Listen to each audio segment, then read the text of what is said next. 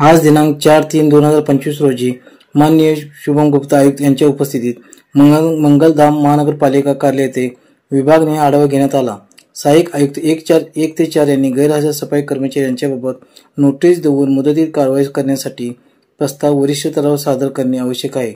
Board, फलक, poster अनधिकृत लावणाऱ्यावर होणार कारवाई। सहाय्यक आयुक्त 1 ते 4 यांनी पुढे फौजदारी दाखल करण्याबाबत माननीय आयुक्त यांनी आदेश दिले आहेत। सफाई कर्मचारी यांना ड्रेस कोड असणार आहे। स्वच्छता निरीक्षक हे देखील पुढे फील्डवर ड्रेस कोड मध्येच असणार आहेत। जे कर्मचारी अधिकारी ड्रेस कोड मध्ये नसणार आहेत त्यांच्यावर दंड आकारण्यात येणार आहे। पशुवैद्यकीय अधिकारी मानधन नियुक्ती करणे याबाबत आयुक्तांनी निर्देश दिले होते की त्यानुसार कार्यवाही सुरू झाली आहे। महानगरपालिका क्षेत्रात पशुवैद्यकीय अधिकारी मानधनावर कार्य करत असणार आहेत। प्रलंबित ऑडिट पाराबाबत विभाग यांनी चांगली कार्यवाही केली आहे। माननीय आयुक्तांनी सर्व प्रलंबित पाराबाबत सक्त कारवाई करण्याची नोटीस बजावली होती। परिणामी सर्व विभाग यांनी प्रलंबित ऑडिट पाराबाबत पूर्तता करण्याची कार्यवाही केली आहे।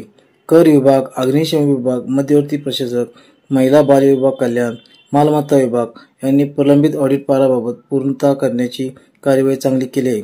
माननीय आयुक्त यांनी खाते प्रमुख, नोडल अधिकारी यांना प्रशस्ती पत्रक देऊन अभिनंदन केले। मार्केट लायसन्स यापुढे कार्यवाही होणार आहे। सर्वे चालू असून सर्वे पूर्ण झाल्यानंतर ज्या व्यवसाय लायसन्स नाही त्यांना नोटीस बजावली जाणार आहे। पूर्तता करणे गरजेचे आहे।